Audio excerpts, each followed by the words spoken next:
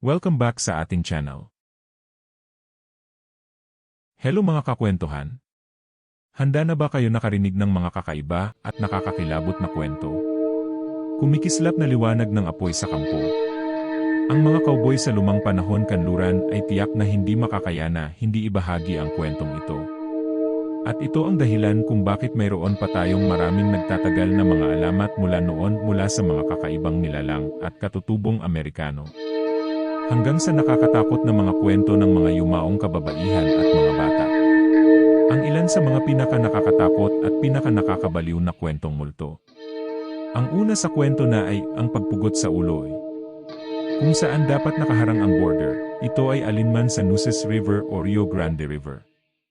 Ngunit dahil walang kasunduan ang maabot, ang lugar sa pagitan ay naging no man's land. Sinamantala ng mga lokal na rustler ng Bakaang, isang partikular na outlaw na pinangalan ng Vidal. At ang lokal na nagpasya ang mga rangers na gumawa ng isang magiging halimbawa sa kanya sa pinakamasamang paraan na maiisip. Kapag siya ay nahuli, papatayin nila siya at pupugutan kanyang ulo. Pagkatapos ay aakyat ang kanyang katawan sa isang kabayo sa isang patayong posisyon na parang siya ay nakasakay. Pagkatapos ay hinayaan nila ang kabayo na kumawala upang gumala bilang isang simbolo ng anyo ng hustisya na sasapitin ng sinumang outlaw na nangahas na umalis sa linya na halos kapareho ng The Legend of Sleepy Hollow o ang Headless Horseman. Sa paglipas ng mga taon ang mga cowboy ay nakakita ng isang walang ulo na bandit na tinatawag na El Muerto na nakasakay sa lugar ng Rio Grande. Kahit sa ika-21 siglo. Pinagmumultuhan pa rin ni Jesse James ang kanyang bukid ng pamilya si Jesse Woodson. James ay isang bandido sa train robber, bank robber at leader ng gang sa pagitan ng 1,860 at 1,880 at sa wakas ay pinatay siya noong Abril 3, 1882 ni Robert Ford. Habang ang mga alingawngaw ng kanyang kamatayan ay lumulutang sa paligid, ang kanyang multo ay diumano'y nakita sa paligid ng kanyang sakahan ng pamilya sa Kearney, Missouri sa loob ng higit sa 100 taon. Bukod pa rito, ang mga ilaw ay bumuka sa mga random na pagkakataon, ang mga mahiwagang paggalaw ay nahuhuli sa mga security camera. At ang mga mahiwagang boses ay maririnig sa mga silid na dapat ay walang laman. Ayon sa alamat na ito ay katibayan ng makamulto na gunslinger na nakauwi na at hindi na muling umalis. 3. Ang sigaw ng ibong kamatayan. Ang mga katutubong Amerikano sa lumang kanluran ay madalas na ipinapasa ang ilan sa kanilang mga alamat at paniniwala sa mga hangganan at mula doon ay madalas na umusbong ng mga alamat.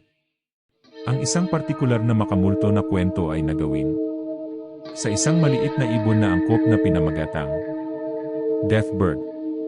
Naniniwala ang mga katutubong Amerikano na bago mamatay ang ibon ay lilitaw upang babalaan ang mga tao at iligtas ang kanilang mga buhay o upang sabihin sa kanila na huli na.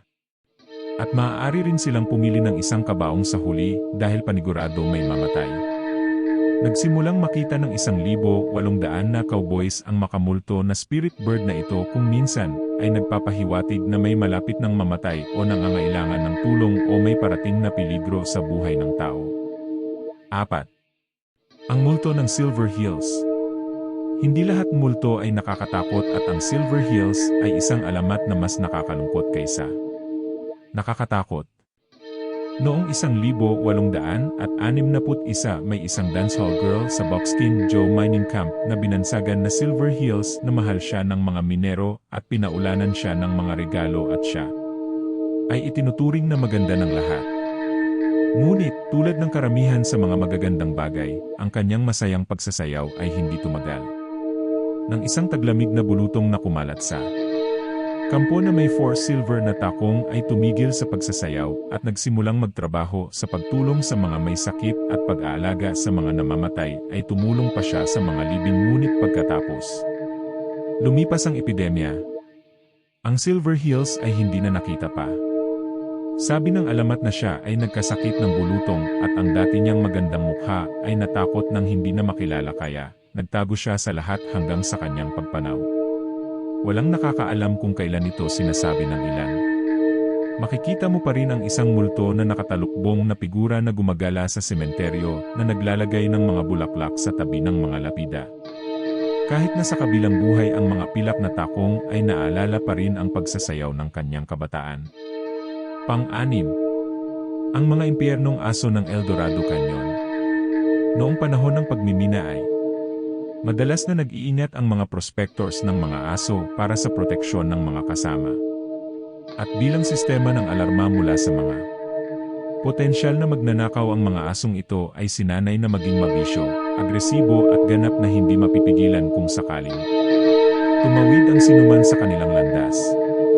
Ang ilan ay bumaling pa sa kanilang mga may-ari dahil dito karamihan ay binaril o iniwan upang mapahamak kaysa ibalik sa sibilisasyon. Kung makikipagsapalaran ka sa mga minahan malapit sa El Dorado Canyon ay mas mabuting handa kang tumakbo. Doon ay mga ulat ng ungol na pumuputok ng mga kakaibang hugis ng aso at maging ang mga pag-atake mula sa hindi kilalang mga hayop. Ang mga makamulto na demonyong aso na ito ay nagbabantay pa rin sa mga pag-aangkin ng lugar kahit na sila ay kaluluwa na lamang. Ano sa tingin nyo ang pinaka-nagustuhan sa mga kwento? Comment down below. Please subscribe and click the notification bell. Salamat sa pakikinig. Kita-kita tayong muli sa next video.